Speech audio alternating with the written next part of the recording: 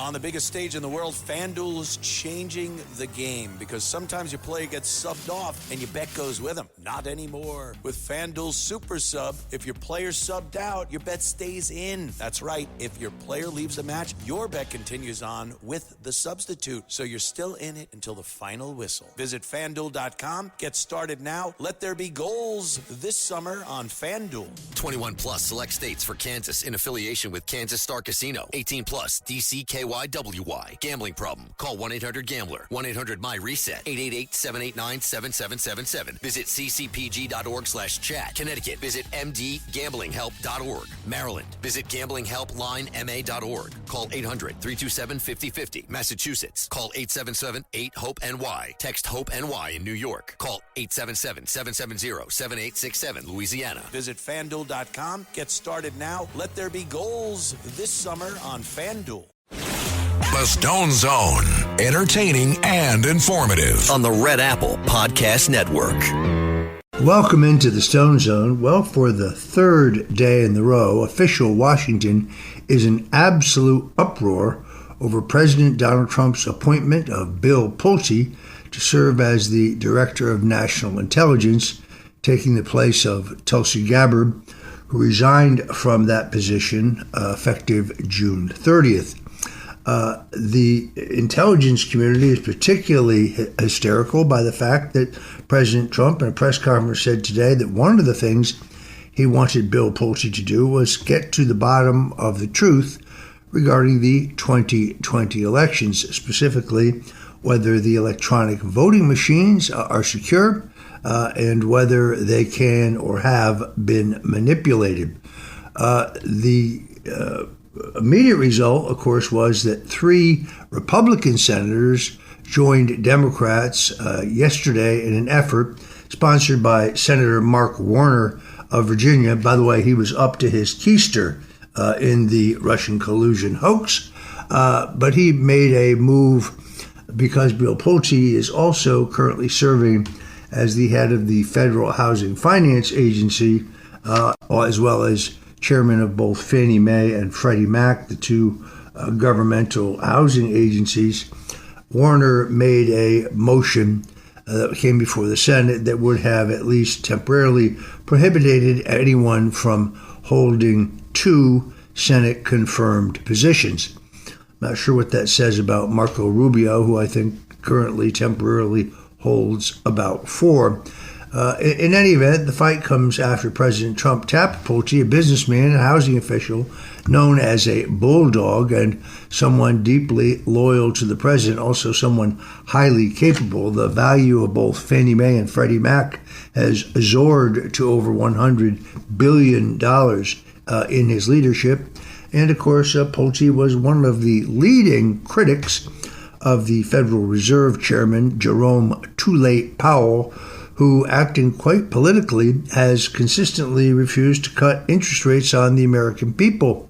See, interest rates are supposed to be cut based on an examination of both the inflation rate and the unemployment rate. And in all cases, those 2 measures were either at the same level or lower than when Jerome Powell cut interest rates in a failed effort to reelect Joe Biden. These 3 rhinos who voted with the Democrats, Bill Cassidy of Louisiana, he's the cashiered U.S. Senator from Louisiana who was ousted by voters 2 Saturdays ago. He has the historical footnote of having received the lowest number of votes for an incumbent U.S. Senator ever running for re-election in the history of the country. Susan Collins of Maine, who normally would be considered endangered in this upcoming election, but fortunately for her, the Democrats have nominated, I kid you not, a former neo-Nazi as her opponent. And then, of course, Lisa Murkowski of Alaska. She's an interesting case. She became the U.S. Senator by appointment. Her father was the U.S. Senator. He then ran for governor. Once he was elected governor, he resigned the governorship and then appointed his daughter to serve in the U.S. Senate. She has survived that in that position under what they call ranked choice voting. That means that the person who gets the most votes is not the person who is elected to the Senate. So these three rhinos have questioned whether Pulte has the national security experience required to do the job. In other words, will he roll over for the CIA? Let me put this another way.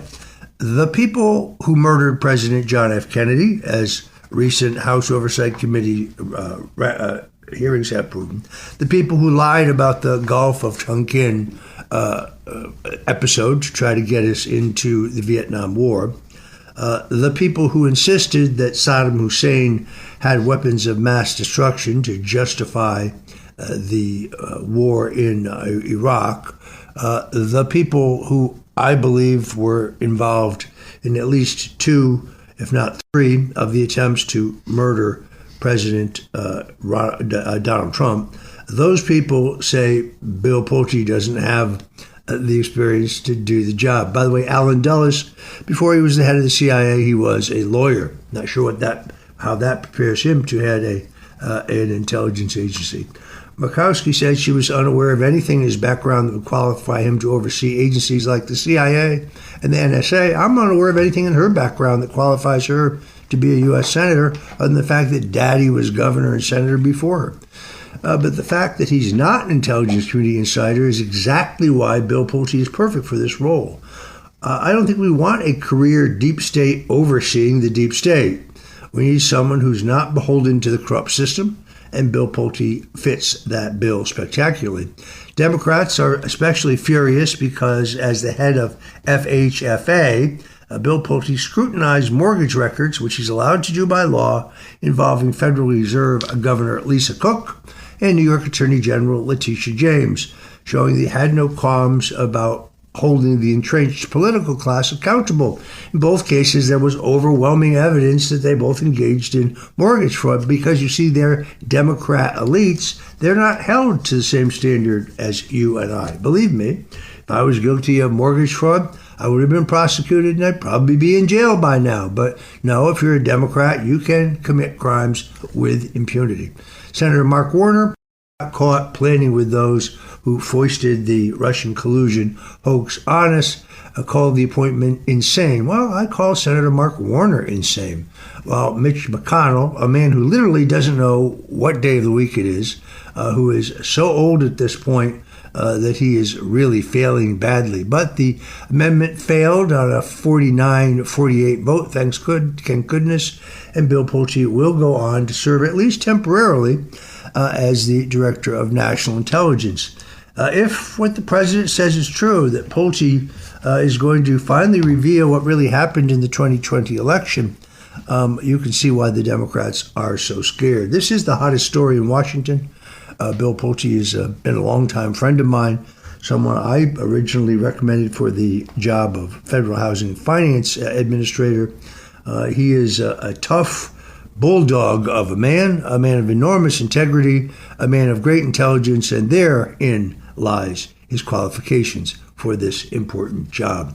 Meanwhile, President Trump is moving towards peace with Iran. President Trump announced on Thursday that his administration's policy is working as a deterrent, keeping Iran from making a nuclear bomb. President Trump stated that Iran's enriched uranium stockpile is now effectively entombed and under American surveillance, meaning we know exactly where it is, and they cannot make any move to create a nuclear bomb without America knowing it, which would be a death wish for what's left of the Iranian regime.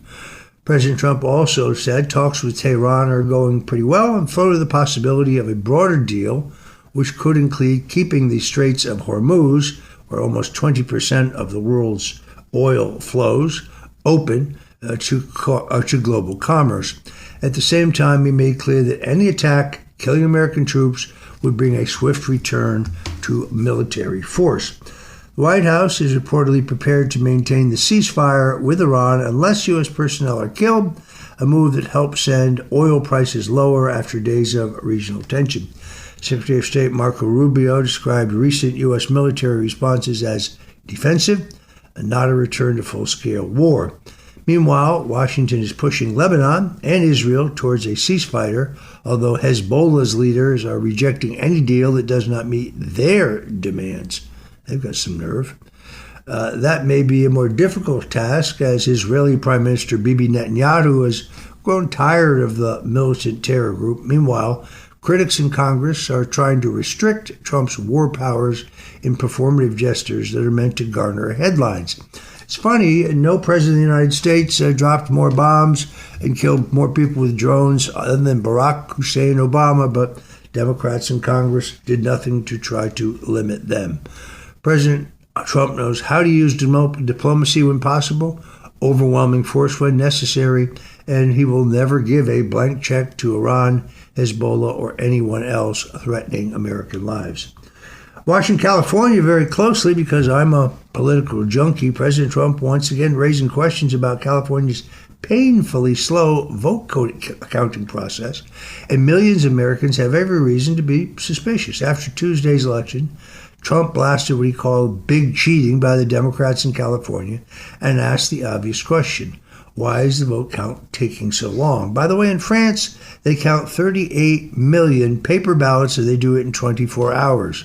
We can't seem to get a vote count out of California, and that's using electronic voting machines. The New York Times immediately framed Trump's comments as a threat to public confidence, and they claim days or even weeks of vote counting is proof of a meticulous process. Just to be clear to you folks, if you read anything in the New York Times, you can always believe that the exact opposite is true. Used to be a newspaper, used to be a great newspaper. Today, well, you can't believe anything they say, and that's the fact. This, of course, is completely absurd. Nobody's buying it. Florida can count millions of votes in a matter of hours. California, home to Silicon Valley and most of the advanced technology in the world, was still sitting around 60% counted in major races after 3 full days. Los Angeles County, with fewer than 1 million votes in one race, had counted only about 64%. Then there's the mail-in ballot issue. California accepts ballots postmarked by Election Day and received up to a week later. That means ballots can continue arriving after officials and political operatives already know the margins they need, opening the door to targeted fraud, which can, of course, swing races. Elections should be simple, secure, and fast enough for ordinary people can trust the outcome. When vote counts drag on for days or weeks, sometimes months, especially in one-party states with massive mail-in voting, suspicion is not only irrational, it's just common sense. As the process goes on, populist outsider Los Angeles mayoral candidate Spencer Pratt, just an average guy whose home was burned to the ground, and came out of nowhere with a clever viral campaign to become a major candidate, becomes less likely now to advance to the runoff in November, according to the prediction markets, all because of the slow count. On Tuesday, it looked like he was a shoo-in, but days later, all of that has changed.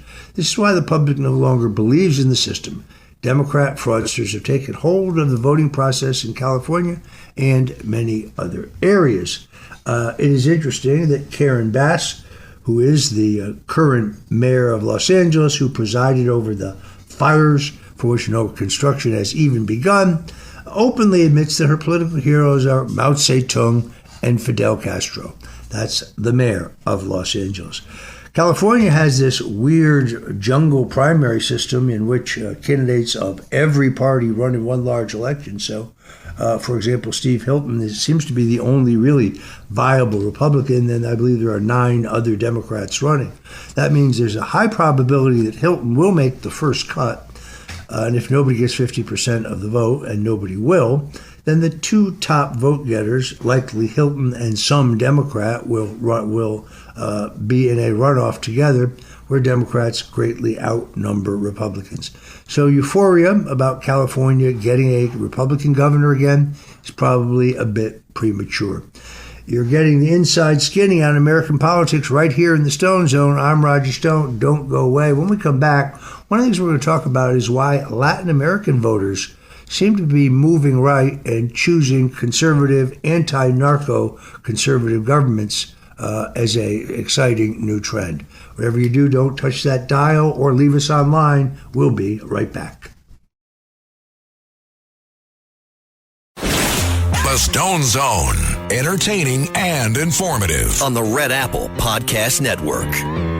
Welcome back into the Stone Zone. President Donald Trump scored a major victory for border security early Friday morning as the Senate passed a $70 billion funding package for immigration and customs enforcement and border patrol through the end of his term. The bill passed this morning 52 to 47, just around 5 a.m., after weeks of Democrat delays and internal Republican debate over an unrelated settlement fund tied to President Trump's lawsuit against the IRS over the egregious leak of his tax returns at the beginning of the 2016 presidential campaign. Every American is entitled to the confidentiality of their tax returns, unless, of course, your name is Donald Trump or some member of the Trump family. The president has offered to settle that suit and take the proceeds to create a fund to help those who were weaponized by the Biden and the Obama administration. The January 6 folks, for example, people who had their due process rights denied them and who were kept in squalid prison conditions while their civil rights were denied. But of course, established Republicans have gone out of their mind. What I really don't understand is why the president didn't settle the suit, take the money, and then set this up as a private fund. Then rhino senators or tyrannical left-wing judges would not have been able to stop this process. I myself never made any decision to make a claim, although I think I would be entitled. They wiped me out in their weaponization. I lost my home, my insurance, my car, my ability to make a living, my savings. But frankly, if such a fund ever should come to pass, I'd like to see other people, those who were weaponized by the January 6th hoax and others, I'd like to see them taken care of first. These people need the help. What was done to them is disgraceful. When we come back, we're going to talk about how the forces of freedom are sweeping Latin America. I just noticed on X that the candidate of the right actually gave me a shout out in Colombia. It's actually quite exciting.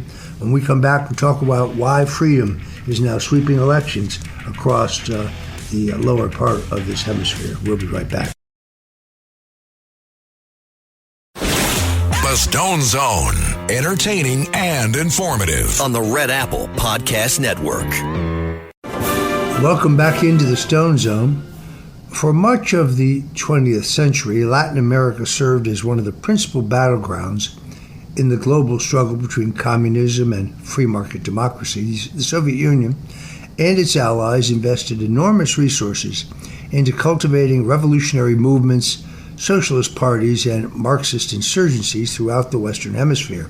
From Cuba to Nicaragua and beyond, the left promised a future built upon economic equality, state control, authoritarianism, and collectivist ideology. For a time, many believed those movements repressed the inevitable direction of history. Political leaders, academics, journalists, and activists throughout the region embraced socialist theories and revolutionary rhetoric. The collapse of the Soviet Union slowed that momentum, but it did not eliminate it. In the decades that followed, a new generation of left-wing governments emerged across Latin America under what became known as the Pink Tide. Today, however, a remarkable political transformation is underway.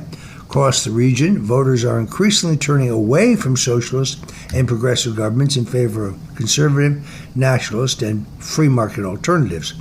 The shift reflects growing frustration with crime, corruption, inflation, economic stagnation, and governments that have failed to deliver on decades of promises. Nowhere has this been a greater example of reversal than in Argentina. Long regarded as one of the most economically troubled nations in South America, despite its vast natural wealth and human capital, Argentina was once the wealthiest and most cosmopolitan country and city, Buenos Aires, in South America. But years of Peronism and statist government had destroyed the Argentine economy and their quality of life. Argentina endured years of soaring inflation, fiscal instability, and declining public confidence. Facing a mounting economic hardship, voters turned to a very unlikely candidate, a good friend of mine actually, Javier Milei, a self-described libertarian and a fierce critic of government expansion. Milei's election represented far more than a routine change in political leadership. It reflected a broader rejection of the policies that many Argentines believe contributed to their nation's prolonged economic decline.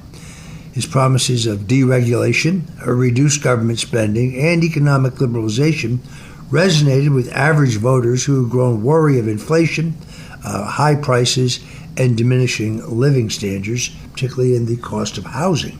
A similar political struggle is now unfolding in Colombia, one of the most important nations in the Western Hemisphere. Colombia is currently governed by President Gustavo Petro, the government's first left-wing president, who is, fortunately, constitutionally prohibited from seeking another term.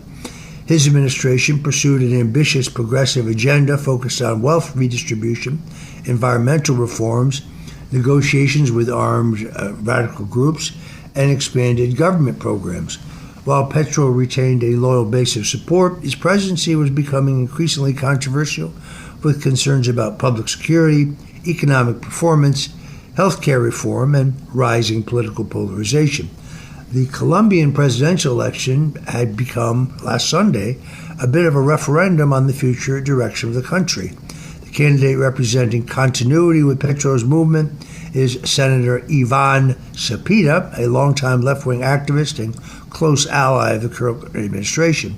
Cepeda has pledged to continue many of Petro's policies, including expanding social programs, greater government involvement in the economy, further land redistribution initiatives, and a continuation of negotiation with armed radical groups. Opposing him and coming out of nowhere was an outsider named Abelardo de la Esprilla, a conservative lawyer and political outsider who, in just 3 weeks, surged from relatively obscurity to becoming the leading candidate in the race. In the first round, he got 45% of the vote. It takes 50% to avoid a runoff. De la Esprilla has campaigned on restoring public order, strengthening law enforcement, confronting criminal organizations, rebuilding relations with the United States, and reversing many of the policies associated with the Petro administration. His rise has drawn comparisons to both Milei of Argentina and Nayib Bukele, another friend of mine, in El Salvador. While the results of the first round of voting sent shockwaves through Colombian politics and much of Latin America, de la Esprilla placed first with approximately 43.7% of the vote, while the leftist Cepeda finished second with roughly 49%. The outcome, of course, would force a runoff election and demonstrated that a substantial portion of Colombia's voters are prepared to move in a more conservative direction. Of course, immediately, President Petro began to question the vote count, saying that it was somehow corrupted or that it in other ways was not on the level. But my good friend, Senator Bernie Moreno of Ohio, had been sent there as an observer for the election, and he certifies the election was clean, fair, and honest. The left's problem with the election is, well, they lost. That's their problem. The Colombian election is significant because it illustrates the broader debate occurring throughout Latin America.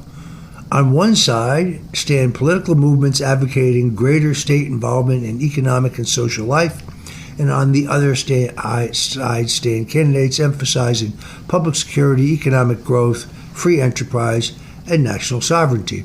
The contest is no longer confined to academic discussions or ideological debates. It is being decided at the ballot box by voters increasingly focused on practical outcomes.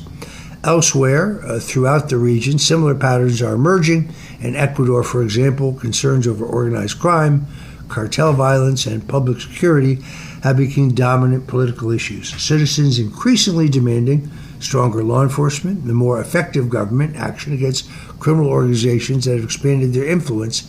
In Chile, enthusiasm for sweeping progressive reforms has diminished as voters express growing concern about economic performance and national stability. In Brazil, conservative and nationalist movements continue to command significant support despite intense political polarization and weaponization against those who speak up against the leftist government. There is sustained opposition from many establishment institutions. The changing political landscape reflects more than satisfaction with individual leaders, I believe it represents a broader reassessment of the ideological assumptions that have influenced Latin American politics for generations. Many citizens have concluded that expansive government programs and centralized economic policies have failed to produce the prosperity and the opportunity that the voters were promised. Venezuela stands as perhaps the most powerful example of this reality. Once among the wealthiest countries in the region, Venezuela became synonymous with economic collapse, hyperinflation, political repression, and mass emigration. Millions of Venezuelans fled their homeland in search of safety, freedom, and opportunity. The consequences of that national decline have been visible across the continent, shaping political opinion far beyond Venezuela's borders. For many Latin American voters, these developments are not just abstract political theories, these are lived experiences. Families have witnessed rising prices erode their savings. Business owners have struggled under burdensome regulations and taxes. Communities have endured growing insecurity, and citizens have become increasingly skeptical of politicians who promise transformative change while delivering virtually nothing. As a consequence, political movements that emphasize economic freedom, public safety, national sovereignty, and governmental accountability are gaining momentum throughout the hemisphere. While each country's circumstances are, of course, unique, the broader pattern is difficult to ignore. The significance of this trend extends beyond Latin America. The issues driving political change throughout the region mirror many of the concerns that dominate political debates in the United States. Inflation, crime, immigration, government spending, and public trust in institutions remain central issues for voters throughout the Americas. The outcome of Colombia's runoff elections will provide one of the clearest indications yet of where the region is headed. A victory by Cepeda, which is unlikely, would preserve the momentum of the Latin American left and provide a successor to Petro's political project. But the third candidate in the race, who got about 6.9% of the vote, was a center-right senator. A victory by De La Espriella would represent one of the most significant conservative victories in South America in recent years and would add Colombia to the growing list of nations reassessing the promises of progressive governance. Only yesterday, De Espriella got the greatest award one can get. He got the public endorsement of President Donald Trump. This was considered to be a major factor in their election. I urge the president to endorse De Espriella as early as Monday morning after the first round of elections. The political realignment now unfolding across Latin America demonstrates that voters ultimately judge government by outcomes rather than just intentions. Grand ideological visions often lose their appeal when they fail to actually improve people's daily lives. Citizens want secure communities, economic opportunity, stable currencies, and governments capable of performing their most basic responsibilities effectively. The great political story emerging from Latin America is therefore not merely a series of election results. It is instead a profound reassessment of ideas that have shaped the region for decades. After years of disappointment with policies that promised prosperity but often delivered instability, many voters are embracing a different path. The consequence of that choice may shape the future of Western Hemisphere for many years to come. Meanwhile, President Trump has a May jobs report that is something to be proud of. The May jobs report delivered another strong sign that President Trump's economic agenda is really outperforming expectations. The U.S. economy added 172,000 jobs in May, more than double the 85,000 economists had predicted. The unemployment rate held steady at 4.3%, while job gains for March and April were revised upward by a combined 93,000 jobs. That means economists have now underestimated job growth for the third straight month. The private sector added another 120,000 jobs, beating expectations. Manufacturing payrolls rose by 7,000, including strong gains in durable goods and motor vehicle parts. Mining, which includes oil and natural gas drilling, added another 4,000 jobs, while construction added another 17,000 jobs. The service economy also grew, led by 70,000 new jobs in leisure, hospitality, and nearly 48,000 in healthcare and social assistance. I think it was the late, great New York U.S. Senator Daniel Patrick Moynihan who said that his political platform was jobs, jobs, jobs. Well, President Trump is delivering. At the same time, the federal workforce continues to shrink under Trump's push for privatization of the economy. Federal payrolls are down almost 31,000 from a year ago and 346,000 down from their October 2024 peak. State governments also shed workers in May.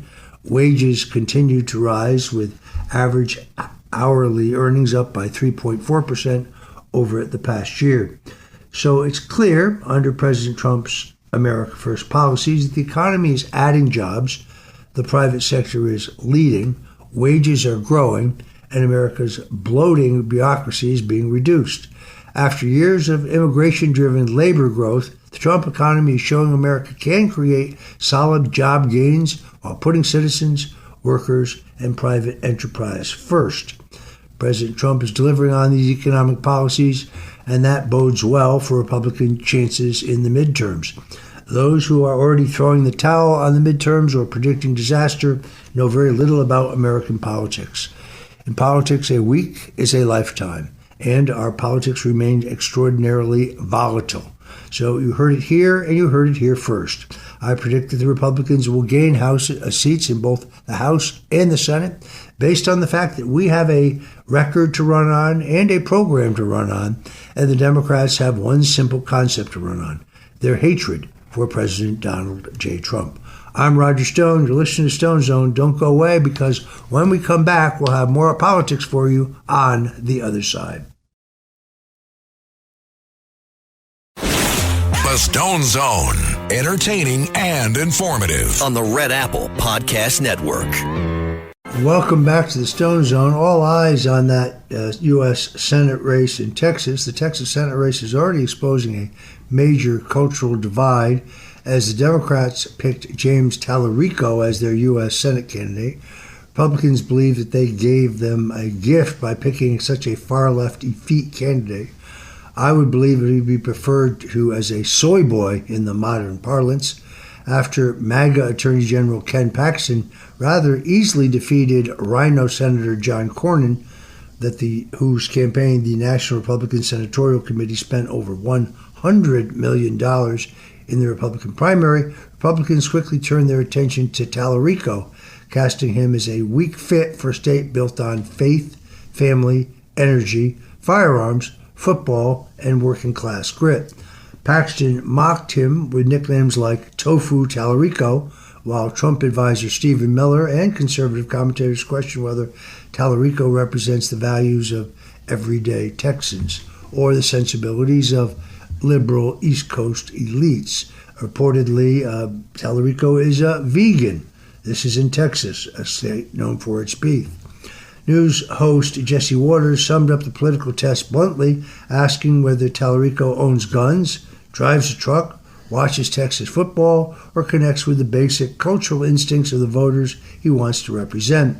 Tallarico has tried to respond by presenting himself as a soft-spoken Christian servant leader. He talks about humility, service, and his father quietly mowing a neighbor's lawn. None of this seems authentic to me. Tallarico's previous woke comments on gender pronouns, for example, belie his new image as a red-blooded Texan. The issue is not merely personality, it is whether Tallarico's brand of politics fits Texas, a state where voters often want toughness, patriotism, border security, lower cost, and leaders who understand their way of life. Democrats may hope Tallarico's gentle image wins over voters, and it certainly might if this were California, Oregon, or Washington State, but I don't expect it to fly in Texas. Texas is still a red state, despite the best efforts of the liberals, and Tallarico is not the type of candidate who can flip Texas blue in 2026. Meanwhile, federal investigators are warning that a visa program meant to protect abused or neglected migrant youth has been exploited by dangerously illegal aliens, including accused killers, sex offenders, and M13 gang members. According to investigators with U.S. Citizenship and Immigration Services, nearly 19,000 applicants for special immigrant juvenile programs had criminal records between fiscal years 2013 and 2025. That includes 120 applicants arrested for murder. The findings get worse. Investigators say at least 200 illegal aliens approved by Special Immigrant Juvenile Services were convicted sex offenders, and more than 500 were known or suspected as members of the violent MS-13 gang. The program was created to help vulnerable minors who've been abused, abandoned, or neglected, but the Department of Homeland Security now admits it at seriously risk of being a gigantic fraud. The Department of Homeland Security's General Counsel, James Percival, said the program faces significant fraud concerns. Among those approved, investigators say was a leader of an M613 gang chapter who later pleaded guilty to racketeering tied to 8 murders in New York. A Trinitarios gang member connected to a drive-by shooting that killed 2 people and wounded 5 others also secured status in this federal program. 4 M13 members of Virginia also obtained approval before being indicted in racketeering cases involving murder, including the killing of a 19-year-old woman shot 16 times after allegedly insulting the gang online. This is yet another example of how federal government programs pushed under the guise of compassion make America weaker. This is exactly what Donald Trump is talking about. It is time to deport these illegal, violent gang members and immigrants, and Donald Trump stands with 80% of the American people in the latest poll I saw on this subject. I'm Roger Stone. Thank you for listening to us today on the Stone Zone. Until we meet again, God bless you and Godspeed. Thanks for listening to The Stone Zone with Roger Stone. You can hear The Stone Zone with Roger Stone weeknights at 8 on 77 WABC. If you like the podcast, share it with your friends and listen anytime at WABCRadio.com and download the WABC Radio app. Hit that subscribe button on all major podcast platforms. Plus, follow WABC on social on Instagram, TikTok, Facebook, and X. See you next time for a new episode, so you never have to wonder. What the heck is going on here? Listen to this podcast now On the Red Apple Podcast Network.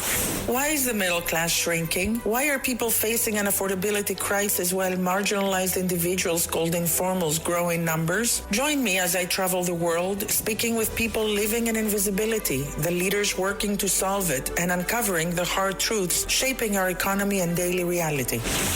Download all of Red Apple Media's podcasts right now through your favorite podcast platform.